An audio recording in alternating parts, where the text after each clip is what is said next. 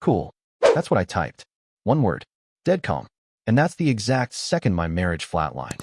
I was half asleep on the couch, still wearing yesterday's t-shirt, the glow from ESPN highlights flickering on mute. Then my phone buzzed. One notification. Her name on the lock screen like a bullet casing. Linda. I swipe it open, and there it is in black and white, like a confession scrawled in neon ink. Just married William. Been sleeping with him for 8 months. You're pathetic, by the way. Your limp dick energy made this so easy. Enjoy your sad little life. There's a photo attached. Of course there is. The two of them grinning outside some tacky Vegas chapel that looks like Liberace threw up on a double-wide trailer. She's holding a marriage certificate like it's a goddamn lottery ticket. He's got that smug coworker smile, the one I've seen at 2 Christmas parties and a company picnic. I stare at it for 30 seconds. Maybe less. Long enough for the shock to turn into something sharper. Pathetic? That's what sticks. Not the cheating. Not the fact that she's legally bound to another man while still wearing my last name on her driver's license. No, it's that word. Pathetic. Like I'm some background character in a story she's already rewritten. I type one word, cool. Hit send. And then, I swear to God, it's like someone flips a switch inside me. No rage. No tears. Just clarity. I start moving. Phone in one hand, laptop in the other. Linda always thought she was clever with her little, I handle the groceries and utilities speech. Cute. Except the house. In my name. The accounts. Mine. The cards she flashes on girls' nights. Authorized user status. Which means at 3:02 a.m. I'm in our joint banking portal, freezing every piece of plastic she owns. Click, click, click, like sniper fire in the dark. By 3:15, she's broke. Next, passwords. Everything she touches. Netflix, Amazon, email. Gone. Changed so fast I could smell the rubber burning off my fingertips. And then the locks. I call a 24-hour locksmith who sounds like he's halfway through a Red Bull at 4 a.m. I don't care what it costs. How soon can you be here? I ask. He says 30 minutes. He shows up in 22. I pay him cash because I'm not stupid. By 5 a.m., Linda's access to my life is a memory. No keys, no cards, no codes. The sun comes up like nothing happened. Like my wife didn't just torch 12 years and 2 mortgages for a guy whose biggest claim to fame is winning Employee of the Month at a mid-tier insurance company. I brew coffee. Black. No sugar. Sit at the kitchen island, scrolling through her Instagram, and laugh. All those captions, find your bliss, manifest your dreams. Turns out, her dream was a quickie wedding in a city that smells like cigarettes and broken promises. I should feel something, right? Anger, grief, regret. But all I feel is free, like someone cut the last thread holding me in place.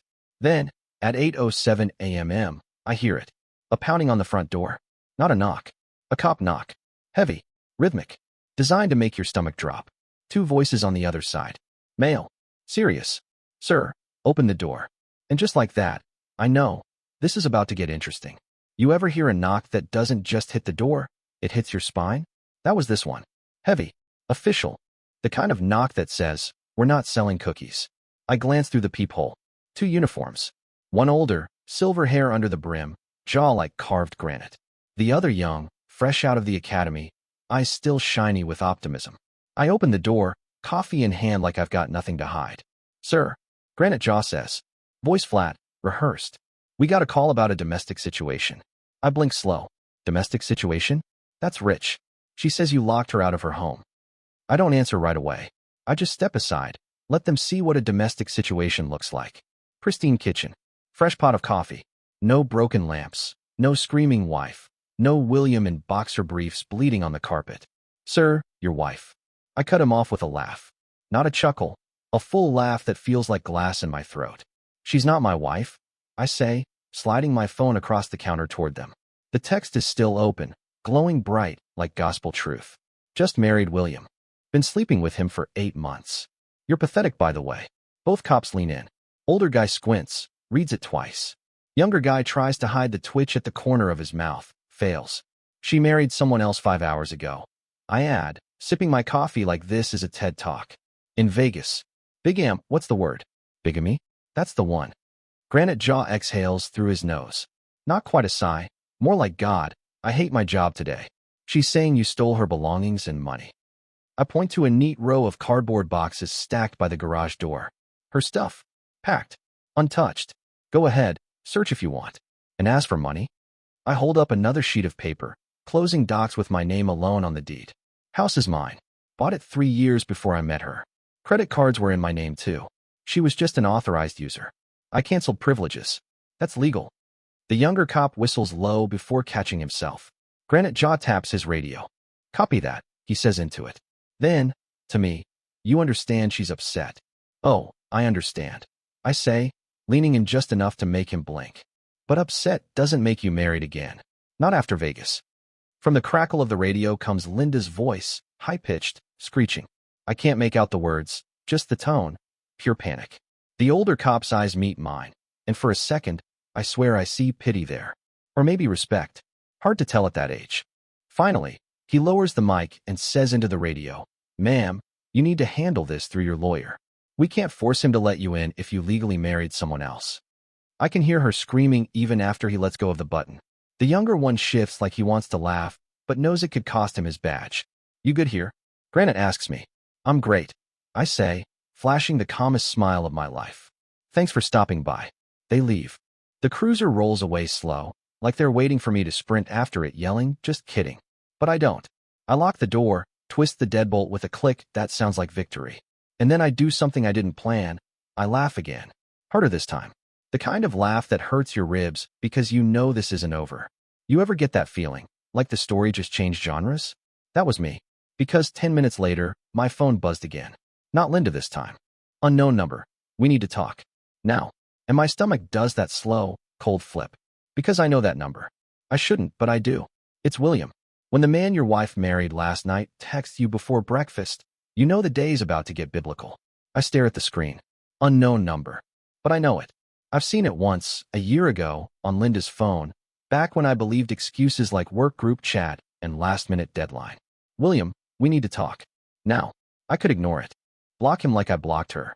But curiosity is a vicious little bastard. So I type back. Me. Bold of you to think I give a shit. 3 dots. He's typing. William, you will when you hear this. I almost laugh. Drama from a man who thought a drive-through wedding was a power move. Me. Spit it out. William, not over text. Call me. It's bigger than her. Bigger than her. My gut tightens. Against my better judgment, I hit call. He answers on the first ring, breath ragged, like he's been running or crying. Listen, he blurts. Whatever you think, this wasn't supposed to happen like this. I lean against the counter, coffee cooling in my hand. You mean marrying my wife on a Tuesday night in a city that smells like stripper perfume and broken dreams? Yeah, I'm sure there was a better PowerPoint version of this plan. He exhales, shaky. She told me she was done with you months ago. She said you were. Pathetic? Yeah, I read the press release. I snap. What do you want, William? An apology for wrecking your honeymoon suite? This isn't a joke, man, he hisses. She's not who you think she is. I almost choke. Oh, you don't say. The woman who drunkenly married her side piece isn't wholesome? Stop the presses. No, he says, voice cracking like bad glass. I mean, she's dangerous. I let that sit for a beat. Dangerous? Like she jaywalks? Like she steals shampoo from hotels? You're high. I say flat. I'm not, he fires back.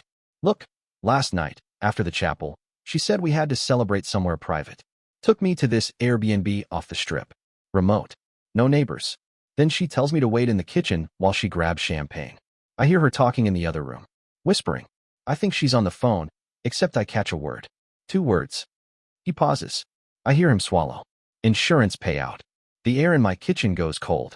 What? She said your name. William whispers, like the walls might narc on him. Said something about timing. About making it look like a break-in gone wrong. I grip the counter so hard my knuckles pop. My brain flashes to every late-night true crime binge Linda ever had. Every random comment about life would be easier if. You're telling me she married you, then plotted to kill me for money? Yes, he says, voice breaking. But I think, his breath stutters. I think she's planning to kill me too. Silence. Heavy. Then I hear something behind his words. A door creaking. A soft click, like a lock turning. His voice drops to a whisper. Oh God, she's here. The line goes dead. And just like that, I realize 2 things. 1, Linda wasn't just reckless. She was strategic. Calculated. 2, this is no longer about divorce. This is survival. Dead air on a live call will freeze your blood faster than winter in Siberia. I stare at my phone like I can will the line back to life. Nothing. Just the flat, indifferent hum of disconnection. I call back. Straight to voicemail. Once. Twice. 5 times. Same thing. My kitchen feels smaller suddenly, the walls closing in. I replay his last words in my head on a loop. She's here. And then, because paranoia and logic had a baby inside my skull, I check the time. 8:23 a.m. If they got married around 2:30 a.m. and Linda hauled him to some Airbnb after, that means they've had 6 hours to what? Make champagne toasts. Chop him into bite-sized pieces? I don't know. What I do know is this. If Linda is as stupid as I thought, she's currently crying into a Waffle House menu somewhere on the I-15. If she's as smart and as cold as William just suggested, then I'm on a clock I can't see. I grab my laptop, pull up our bank logins. My accounts? Locked tight. But Linda's? I left those untouched on purpose. Call it instinct or just spite. I dive in. Transactions pop up like a bad magic trick. $782. 14 Airbnb, Henderson, Nevada. Timestamped 3:11 a.m. $64. 98 Liquor Depot, 3:26 a.m. $217. 50 Uber Lux, 4:02 a.m. Destination, McCarran Airport. Airport. My pulse jumps. I click details. Flight booked to LAX. 6:10 a.m. Which means Linda's not in Vegas anymore. She's in California, burning daylight and God knows what plan. So where the hell is William? Before I can spiral further, a sound slices through my thoughts. Tires crunching on gravel. I glance out the window. Black SUV. Too clean to be a neighbor's. Windows tinted. Parked right across the street, engine idling. I kill the lights without thinking. Step back from the glass. Whoever it is, they're not in a hurry. Just sitting there like they paid for the view. My phone buzzes. Unknown number. For a split second, I think it's William again. I swipe fast. Not William. Voice like sandpaper. Mr. Hale? Who's asking? A pause. A breath. Let's just say, a friend of William's. We need to talk. Click. Call ends. And before I can process that little cryptic bomb, the pounding starts again. Door shaking, wall rattling, pounding. Not cops this time. Cops knock with rhythm. This is chaos, raw and uneven, like someone's trying to beat the truth out of the wood. I peek the camera feed. It's her. Linda. Hair wild, mascara tracks down her face, fists hammering like she's summoning demons. And she's not alone. Behind her, standing in my driveway like a damn statue, is a man in a gray suit I've never seen before. Sunglasses. Hands clasped in front like he's auditioning for Men in Black. Linda screams at the door. Open up, you psycho. You ruined everything. I don't move. Because in that moment, 2 things hit me at once. William might already be dead. Whatever Linda wants now. It's not an apology. And then the guy in the suit lifts his hand. Knocks once. Slow. Deliberate. The kind of knock that says, we're done playing house. You ever watch 2 realities collide on your front porch? That's what this looked like. Linda pounding the door like a woman auditioning for Real Housewives. The breakdown. And behind her, suit guy standing there calm as a glacier, like he could freeze the air if he wanted. I don't open the door. Not yet. I hit the porch cam audio and keep my voice flat as asphalt. What do you want, Linda?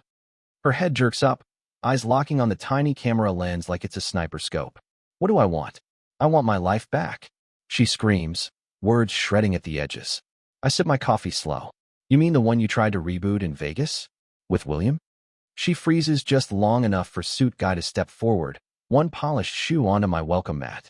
He tilts his head toward the camera like he's done this before. Mr. Hale, he says, voice smoother than her Instagram filters. I'm here to facilitate a conversation. Facilitate. That's a word you use when there's money involved. My pulse ticks up a notch. Who the hell are you? I ask. He smiles, just his mouth, not his eyes. I represent an interested party. One who prefers this situation remains amicable. Behind him, Linda lets out a sharp laugh. Oh, he doesn't do amicable. He does petty. Tell him what you did, Jason. Tell him how you locked me out, froze my cards, humiliated me. Linda, suit guy says, soft but firm, like a parent telling a toddler to hush in church. She clamps her jaw so tight I hear her molars grind through the speaker. I lean into the mic. You've got 60 seconds to make sense, or I'm calling the cops again. Suit guy nods slowly, like he's been expecting that line. Fair. Here's the short version. William is unavailable at the moment. Certain commitments require resolution in his absence.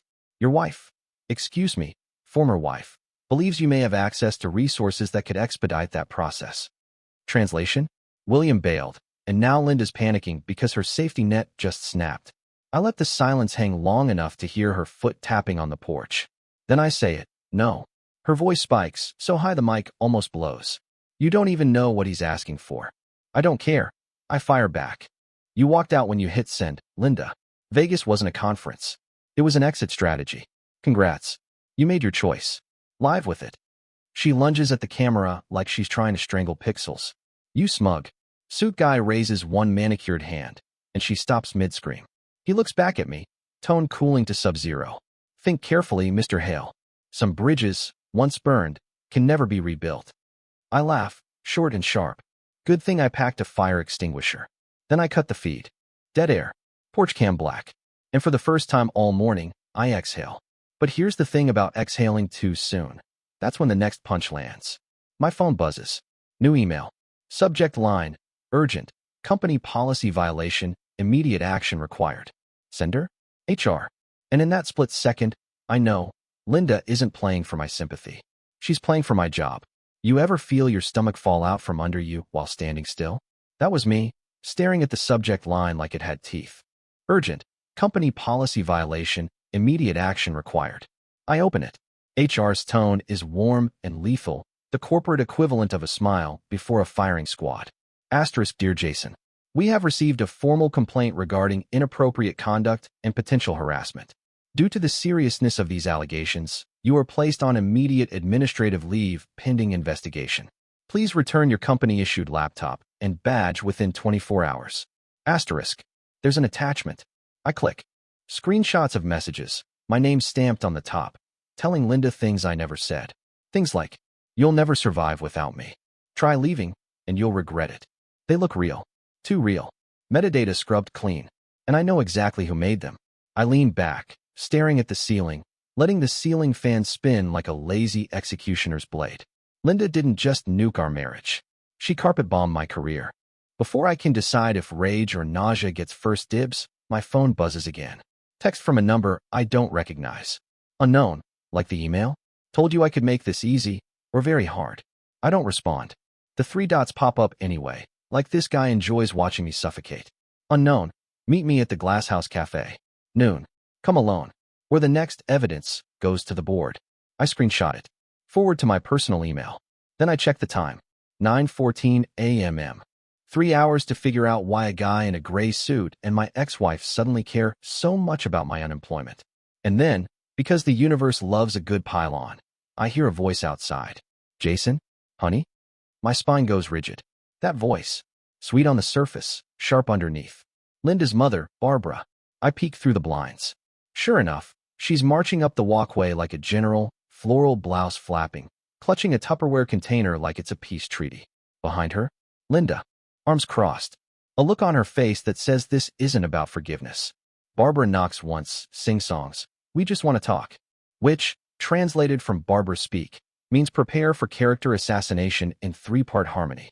I hit the deadbolt and call out, voice steady as granite. Not today, Barbara. But here's the thing. Barbara doesn't take no. Not when there's gossip oxygen to breathe. I made my famous lemon squares, she chirps, louder now. And I brought someone who can help us settle this. And then he steps into view. Not suit guy. Worse. My boss. Standing on my porch. Wearing the look of a man who didn't sign up for this soap opera, but got dragged in anyway. Linda smiles like a cat dropping a dead bird at your feet. And in that moment, I know exactly what she's doing. She's not just coming for my house. She's coming for my reputation. My paycheck. My oxygen supply. This isn't a divorce. It's a siege. And noon at the Glass House? That's not a meeting. That's an ambush. If you've never driven to a meeting knowing the floor might open up and swallow your life whole, I don't recommend it. The Glasshouse Cafe sat on Main like a Pinterest board threw up. White tiles, brass accents, succulents in every corner. I parked 2 blocks away. Habit. Old instinct. Don't make your getaway obvious. I walked in at 11:59. He was already there. Suit guy. Same polished demeanor, same sunglasses. Indoors now, because why not look like a Bond villain ordering a latte? He didn't wave, just tilted his head toward the empty chair across from him. A cappuccino steamed between us like neutral ground. "Mr. Hale," he said, smooth as cashmere. "Appreciate your punctuality. Spare me the foreplay," I said, sitting. "What do you want?" He laced his fingers, leaned in like we were swapping state secrets. "Simple. Withdraw your HR complaint, agree to an amicable separation, and release Linda's share of community assets. In exchange, we make the problem disappear." I laughed. Not polite. Not even sane. "You faked messages, froze my job, and now you want to pay out? For what?" "Her Vegas honeymoon fund." His jaw barely moved, but his voice sharpened like a paper cut. "You're misunderstanding. This isn't about Linda's happiness. It's about optics." I leaned forward. "Whose optics?" That's when I saw it. The tell. A half-second flicker in his composure, like a hairline crack in glass. "This was never about her leaving you," I said slowly. "This was about her leaving the company." He didn't answer. He didn't have to. It clicked in my head like a lock turning. Linda and William weren't just co-workers. They were tied up in something bigger. Something HR would rather bury under 50 NDAs than air out in court. "You're protecting the brand," I said. "Not her." His silence was confirmation wearing a suit. Then my phone buzzed. Face down on the table, screen lighting up with 2 words that turned my blood to ice. From William. Subject, help. I flipped the phone, thumb hovering. The email was short. For words. "They're framing you next." I looked up. Suit guy was smiling now. Real slow. And that's when I realized. This wasn't a negotiation. This was a countdown. You ever feel the air in a room get heavier without the thermostat moving? That was me, sitting across from a man whose smile said he already owned the ending. I didn't speak right away. I let the silence breathe, watched steam curl off the cappuccino like smoke from a distant fire. Then I picked up my phone, turned it slowly so suit guy could read the subject line. "Help. From William." His jaw tightened. Just a twitch, but enough to confirm 2 things. William's alive. That email wasn't part of his script. "Looks like your boy's not as unavailable as you claimed," I said, voice low, steady. "And he's talking." Suit guy didn't flinch, but his fingers drummed once on the tabletop. A single, precise tap. "Mr. Hale," he said, tone now dipped in acid. "You're in over your head. Walk away. Sign the documents. Or this escalates in ways you can't control." I smiled. A sharp, humorless curve. Control? That's funny. Because here's what you don't know. Every account Linda ever logged into from my Wi-Fi, every file she accessed on our home network, I've got copies. He froze. Just for a blink. But I saw it.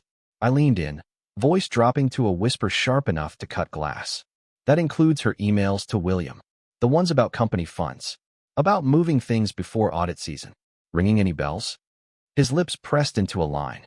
Oh, and the part where she bragged about roping him in because he was too dumb to notice. That's gold. HR would love to see it. Suit guy's smile returned, thinner now, stretched like a bad paint job. "You're bluffing." I slid my phone across the table, screen lit with a folder icon labeled Linda Leaks. Tap, tap, preview opened. Subject lines, timestamps, attachments. Enough to crater a career, maybe 2. His eyes flickered, the smallest crack in the mask. Then he sat back, exhaled through his nose, and said the 5 words I'd been waiting for. "What do you want, Jason?" Finally, I laced my fingers, matching his earlier pose, and said it slow, like savoring a good bourbon. My job cleared. My name scrubbed. Full release of liability, on both sides. And Linda? She leaves with what she walked in with. Nothing more. Nothing less. He studied me for a long beat.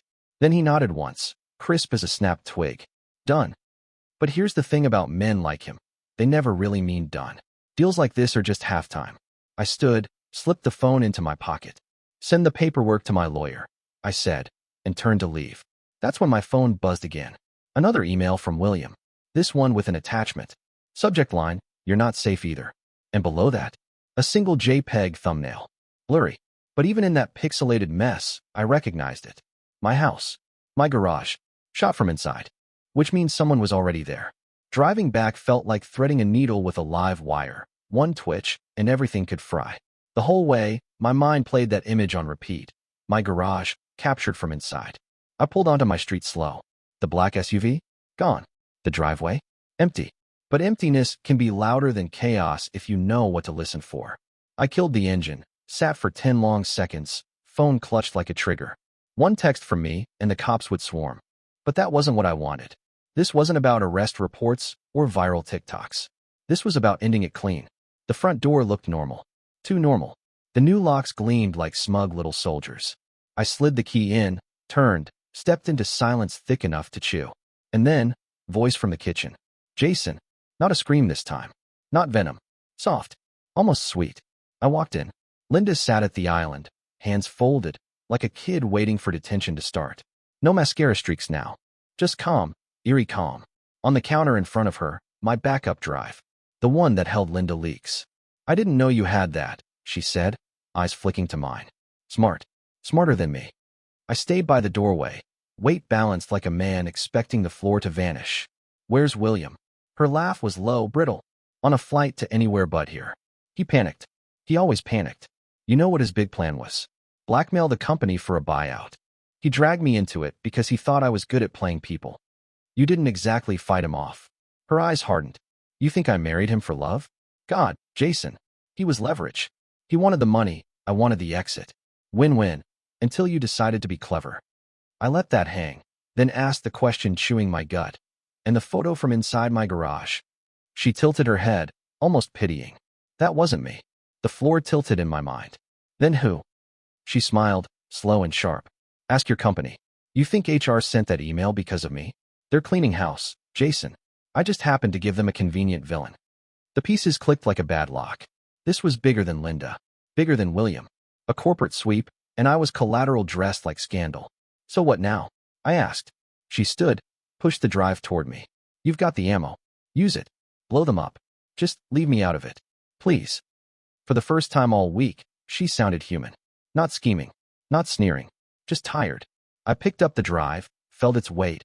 Light, but heavy enough to end careers. Hers included. You know what your problem is, Linda? I said quietly. You always thought the house wins. But sometimes, the house changes the locks. Her jaw tightened. But she didn't speak when I walked out. 2 hours later, my lawyer had the files. HR had a panic attack in email form. And me? I sat in my new apartment, sipping bourbon, watching the Vegas wedding photo on my phone one last time before deleting it forever. Linda thought she'd burned my life down in the desert.